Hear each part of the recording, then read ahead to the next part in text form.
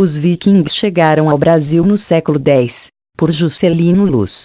Viagem no tempo. O século X começou em 1 de janeiro de 901 e terminou em 31 de dezembro de 1000.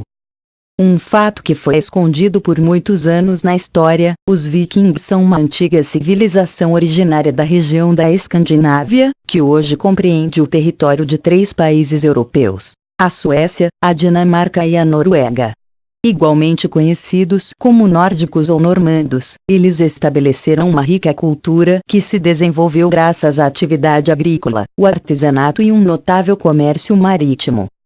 A vida voltada para os mares também estabeleceu o comércio nos mares como outra importante atividade econômica. Em várias incursões realizadas pela Europa continental, os vikings conquistaram terras, principalmente na região da Bretanha, que hoje abriga do Reino Unido. Cronologicamente, a civilização viking alcançou seu auge entre os séculos 8 e 11. O processo de invasão à Bretanha aconteceu nos fins do século 8. No ano de 865, um poderoso exército de vikings dinamarqueses empreendeu uma guerra que resultou na conquista de grande parte das terras britânicas.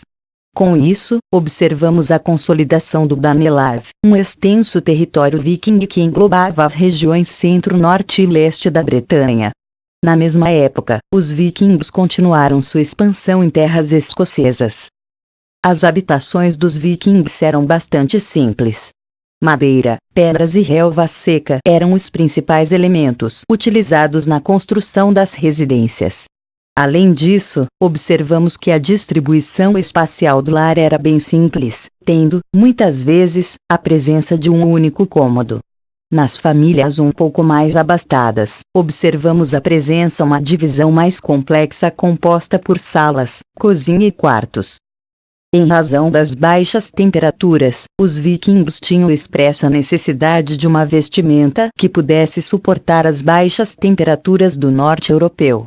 Geralmente, combinavam peças de tecido com couro e peles grossas que pudessem manter o seu corpo aquecido.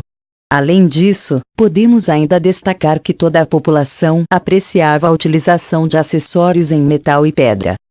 A organização familiar viking tinha claros traços patriarcais, sendo o homem o grande responsável pela defesa da família e a realização das principais atividades econômicas. Dedicada aos domínios domésticos, a mulher era responsável pela preparação dos alimentos e também auxiliava em pequenas tarefas cotidianas.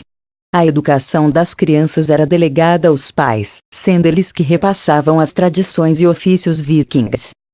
O rei era a principal autoridade política entre os vikings. Logo em seguida, os condes e chefes tribais também desfrutavam de grande prestígio e poder de mando entre a população. O poder de decisão entre os locais tinha certa presença entre os vikings. Reunidos ao ar livre, discutiam a elaboração de suas leis próprias e as punições a serem deferidas contra os criminosos. Na era das aventuras marítimas dos vikings, 780/1070 d.C., o resto da Europa cristã era menos propenso a sair. O Império Muçulmano, que controlava o Mediterrâneo, atingira sua máxima extensão partindo dos Pirineus, atravessando Gibraltar, dando a volta no noroeste africano e através do Médio Oriente até as praias do Rio Indo no final do século VIII, com a subitaneidade do relâmpago, hordas de nórdicos, viajando por mar, abalaram os povos à volta do Mar Báltico e do Norte. Séculos antes, esses nórdicos de língua germânica tinham se fixado na península setentrional da Europa, divididos em dinamarqueses, suecos e noruegueses. Aonde quer que os normandos fossem através da Europa, revelaram uma enorme capacidade de adaptação.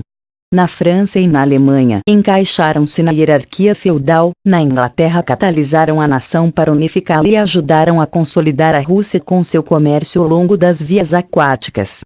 Na Sicília desempenharam um papel diferente, pois eles encontraram uma comunidade poliglota e muitas religiões e se tornaram mediadores.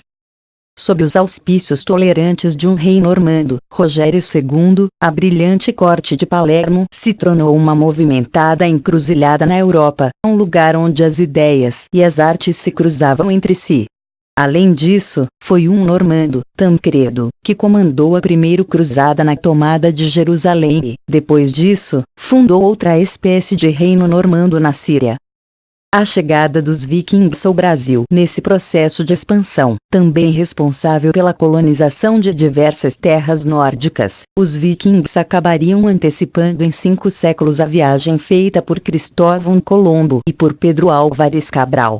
Por volta do ano 1003, segundo vestígios encontrados na costa leste do Canadá, um grupo de vikings dominou algumas terras nesta região investigada e chegaram com barcos no Brasil pela costa nordestina e de lá caminharam por longos dias e ficaram por mais de 3 meses no Brasil.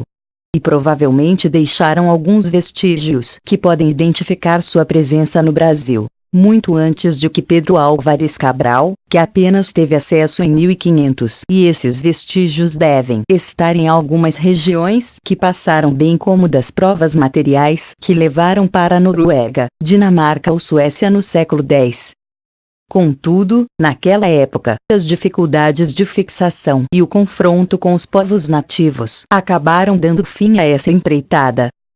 Com o processo de cristianização da Europa, ao longo da Idade Média, os vikings foram paulatinamente convertidos a essa nova religião.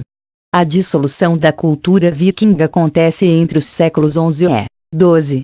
Os vários conflitos contra os ingleses e os nobres da Normândia estabeleceram a desintegração desta civilização, que ainda se encontra manifesta em algumas manifestações da cultura europeia. Escandinavos chegaram ao Brasil bem antes de Pedro Álvares Cabral. Nada temos quanto à chegada dos portugueses ao Brasil. Aliás, a maioria de nós somos descendentes da Lusitânia. Por outro lado, ninguém sabia em Portugal, talvez, nem o rei Manuel I, e no Brasil, quanto à chegada de Pedro Álvares Cabral, em 1500. De que haviam detalhes sobre as expedições vikings, mas certas rotas abertas por eles costumam ser atribuídas a grupos específicos. A expansão em torno do Mar Báltico e pela Rússia foi provavelmente obra dos suecos, rota em vermelho. Já os noruegueses seriam os responsáveis pela colonização da Islândia, pela descoberta da Groenlândia e do Canadá, verde escuro, ou seja, teriam chegado à América quase 5 séculos antes de Colombo e de Pedro Álvares Cabral. A última grande rota era dos vikings dinamarqueses, que controlaram parte da Inglaterra, cruzaram o Estreito de Gibraltar e chegaram até a Itália, verde claro, e também chegaram ao Brasil no começo do século X.